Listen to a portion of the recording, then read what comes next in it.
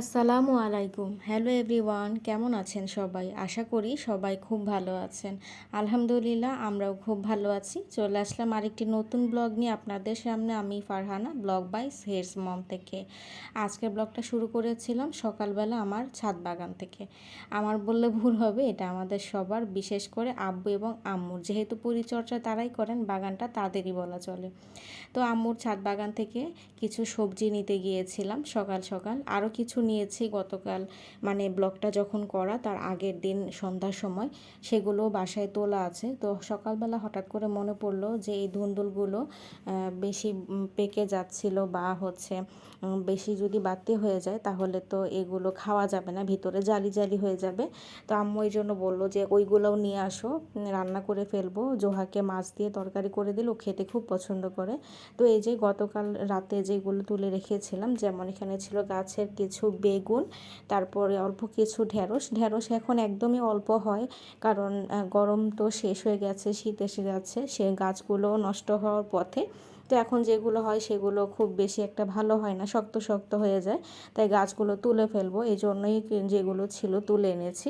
আর এখানে যে সিমগুলো দেখতে পাচ্ছেন, এগুলো আমাদের বাসার নিচে পাশে যে আমার ছোটো খালামণির জায়গাটা আছে, তো ওইখানটাতে কিছু চারা লাগানো হয়েছিল গত বছর, সেখান থেকেই কিছু চারা আপনা আপনি আবার হয়েছিল মাচাতে, সেখানে এই সিমগুলো পাওয়া গেছে। তবে সিমও খুব বেশি একটা ভালো হয়নি, যেহেতু সিজন ছাড়া, তাই খুব বেশি ভালো হওয়ার কথাও না। তো এই ছিল আমাদের আজকের যে সবজি তোলা হয়েছে ছাদ এবং নিচে থেকে। মোটামুটি বেশ কয়েকটা পদই পাওয়া গেছে এবং এগুলো মিলিয়ে আমাদের খাওয়া দাওয়া হয়ে যাবে। এরকমই আমরা ম্যাক্সিমাম সময়টা নিজস্ব সবজি থেকে আমাদের রান্নাবান্না করা হয়। অল্প হলেও চলে যায়, যেহেতু ছোট পরিবার। তো এরপর দুপুরবেলা আমার বোন যখন অফিস থেকে আসলো, দেখলাম যে ওর হাতে বিশাল বড় একটা ব্যাগ। ওদের একটা সেমিনার ছিল সব ডক্টরসদের নিয়ে, তো ওইটারই কিছু জিনিস ওদেরকে দেওয়া হয়েছে। বিশেষ করে সেমিনারে তো নাস্তার জন্য দেওয়া হয় প্রত্যেকটা বাড়ি। আর আমার বোন বরাবরের মতো সেগুলো বাসায় নিয়ে চলে আসে, কারণ আমার মতো ওরও বাইরের স্ন্যাক্স আইটেম বা বাইরের খাবার খুব বেশি একটাও পছন্দ করে না। দেখা যায় যে খুললেও ও খেতে পারবে না, নষ্ট হবে। ওই এক দুই কামড় খেয়ে হয়তো রেখে দিবে, এই কারণে ও বাইরের খাবার তেমন একটা খেতে চায় না, বাসায় নিয়ে আসে। কারণ আমাদের বাসায় শুধুমাত্র আব্বুই এই স্ন্যাক্স আইটেমগুলো বা ফাস্টফুড আইটেমগুলো খেতে পছন্দ করে। সেটা অনেক আগে থেকেই, এখনকার জন্য না। যখন আব্বু বাইরে জব করতেন তখনও কোথাও যদি এই ধরনের আইটেম পেতেন, তার শুধু এগুলোর প্রতি আগ্রহ, এছাড়া অন্য কোনো কিছুর তার তেমন একটা আগ্রহ নেই। চা কফি এই জাতীয় কোনো কিছু আব্বু পছন্দ করে না। তো এখানে আরও কিছু সুইটস আইটেমও ছিল, যেমন এখানে একটা লাড্ডু ছিল, সাথে একটা কেক ছিল, আর এখানে ছিল ফ্রেশ ম্যাঙ্গো জুস। তো আমার মেয়ে আবার আমের খুব পাগল এবং সুইটস আইটেমও সে বেশ পছন্দ করে। তো এই জন্য আর কি সুইটস আইটেমগুলো আমার মেয়ে কিছুটা খেয়েছে, আর যে ফাস্টফুড আইটেমগুলো ছিল সেগুলো আব্বুর জন্যই নিয়ে আসা হয়েছিল আর কি। তো এটার সাথে পানিও দিয়েছিল, পানি তো আর ওর খোলা হয়নি, তো এটাও নিয়ে আসছে। যেহেতু ফুল প্যাকেজ, তার একটা প্যাকেট করে দিয়েছিল, ওখান থেকে আর কিছুই খোলেনি। সাথে দেখলাম যে একটা গিফট বক্সের মতো ছিল, খুলে দেখলাম খুব সুন্দর একটা মাগ। আর এটার ভিতরে বিভিন্ন ধরনের ওদের কাজের জিনিসের, এখানে একটা বলতে গেলে পাবলিসিটি ছিল, যেই জন্য মেনলি সেমিনারটা ওদের করা। তো দেখলাম যে কাপটা বেশ সাইজটাও সুন্দর। আর আমরা এই ধরনের সাধারণত যে কাপগুলো কোনো বিশেষ অকেশনে বা কোনো উপলক্ষে পাই, এই কাপগুলো আমরা শোকেসেই রেখে দিই। এগুলো ব্যবহার করতে ইচ্ছা করে না, কারণ এগুলো এক একটা সময়ের এক একটা স্মৃতি বহন করে। যদিও বা এটা তেমন একটা স্পেশাল কিছু না, অফিসিয়াল কাজ, তারপরও মাগটা দেখতে বেশ ভালোই লাগছিল। তো এটা দেখলেও হয়তো বা ওর একটা সময় মনে পড়বে যে অমুক সেমিনারটা গিয়েছিলাম বা কী কী হয়েছিল। তো এই জন্যই মাগটা আমরা রেখে দিয়েছি, আর এই খাবারগুলো আর কি খেয়ে ফেলা হয়েছিল।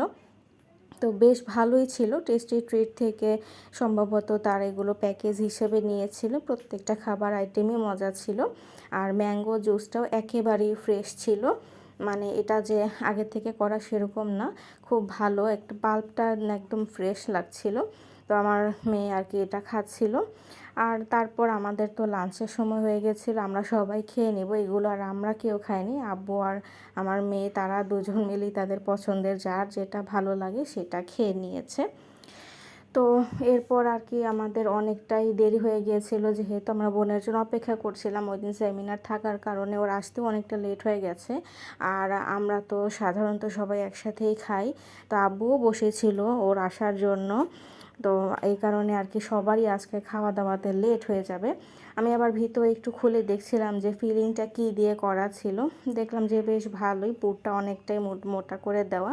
তো আব্বু তো প্যাকেট থেকে খেতে গেলে পারবে না, ফেলে দিবে, তাই আমি সবগুলো আবার প্লেটে সুন্দর করে সাজিয়ে তারপর আব্বুকে দিব। তবে আব্বুকে বলেছে যে আগে লাঞ্চটা করে নিয়ে তারপর খেতে, কারণ এই জাতীয় জিনিসগুলো যতই ছোট হোক না কেন এগুলো কিন্তু ক্ষুধা নষ্ট করে।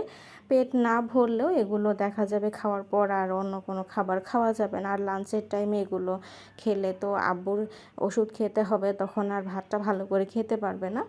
তো যাই হোক, এরপর সবাই মিলে খাওয়া দাওয়া করে নিয়েছে। আমার বোনও এরপর রেস্ট নিতে চলে গেছে ওর রুমে।